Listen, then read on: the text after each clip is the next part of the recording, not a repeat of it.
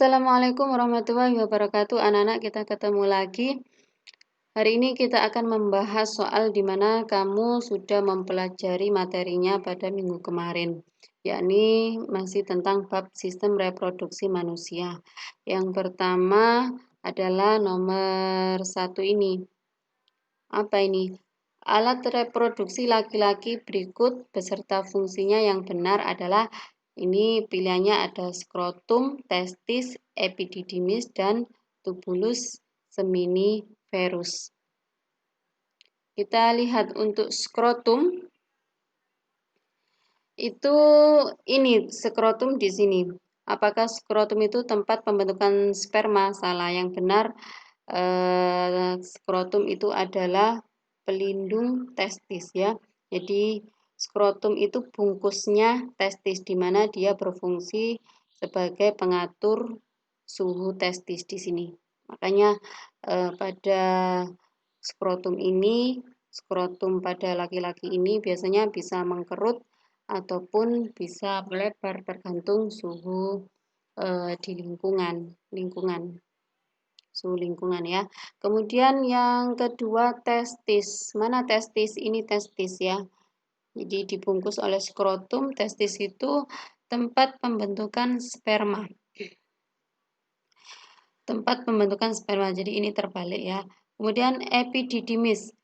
Tempat pematangan sperma. Mana epididymis? Ini epididymis. Nah, memang epididymis benar memang dia tempat pematangan sperma. Jadi sperma yang telah baru terbentuk dari testis dia akan masuk ke dalam epididymis ini untuk proses pematangan. Kemudian tubulus seminiferus, saluran untuk mengeluarkan sperma. Salah ya. Jadi tubulus seminiferus itu saluran sperma ini, saluran sperma. Ya, memang dia saluran sperma. Tapi saluran yang mengeluarkan sperma itu adalah uretra. Ini di sini uretra. Jadi saluran di dalam penis ini namanya uretra. Jadi tubulus ini salah, testis, skrotum salah fungsinya, sehingga jawabannya adalah yang epididymis. Soal kedua ini, cairan sperma yang bercampur dengan cairan reproduksi berubah sifat menjadi basa. Sifat basa terjadi karena adanya cairan yang dihasilkan oleh siapa? Nah, cairan sperma itu ada 3. Yang pertama ini vesicula seminalis. Ini. Kemudian ada kelenjar prostat. Kelenjar prostat mana? Ini ya, vesicula seminalis ini, kelenjar prostat di sini. Kemudian ada kelenjar Koper di sini. Ini kelenjar Koper. Semuanya menghasilkan cairan. Nah, masing-masing cairan itu ada yang untuk menghasilkan makanan untuk sperma atau untuk membunuh kuman itu. Nah, sedangkan cairan yang bersifat basa itu adalah kelenjar Koper ini ya, jawabannya.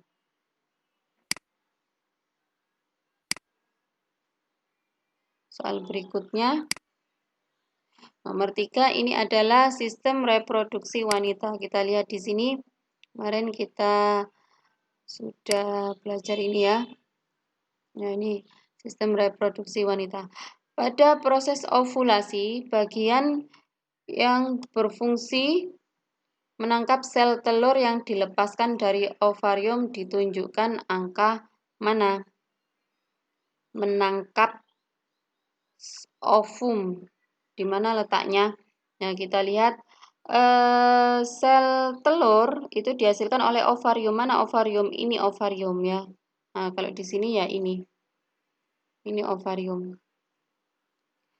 Kemudian setelah ovarium ini menghasilkan sel telur, maka sel telur akan masuk ke dalam saluran telur ini. Masuk ke sini. Nah, dia akan selama di sini dia akan menunggu proses pembuahan. Jadi kalau di sini tidak ada sperma, maka sel telur ini akan meluruh, rusak, dan dikeluarkan melalui rahim dan keluar vagina.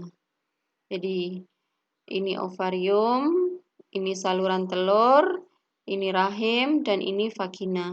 Tetapi kalau ada pembuahan di sini, di dalam saluran telur ini, maka sel telur dan sel sperma akan bergabung menjadi zigot, dan dia berkembang menjadi embrio.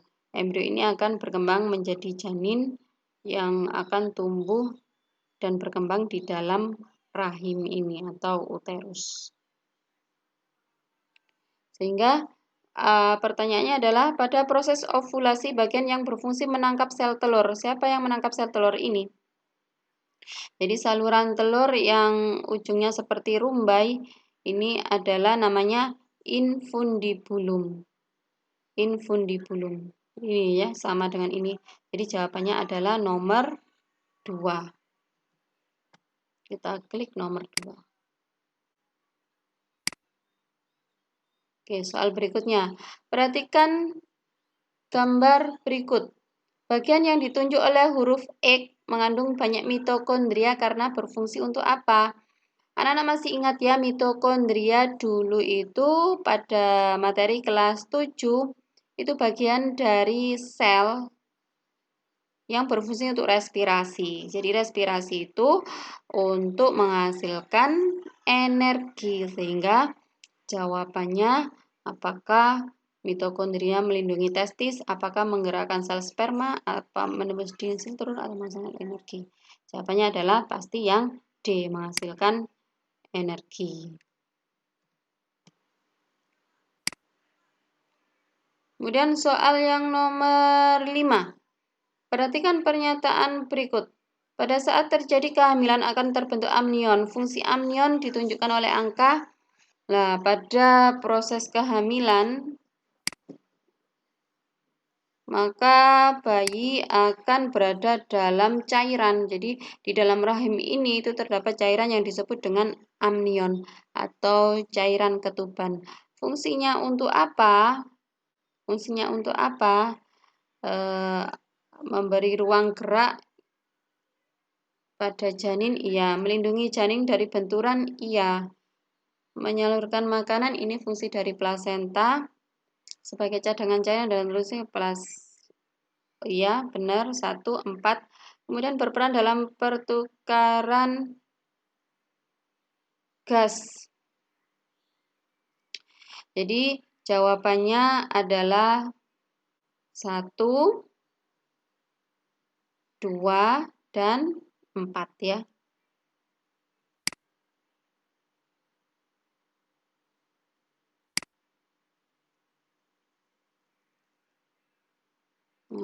Sudah, dari sini 5 soal saja cukup, nanti anak-anak bisa lanjut mengerjakan sendiri.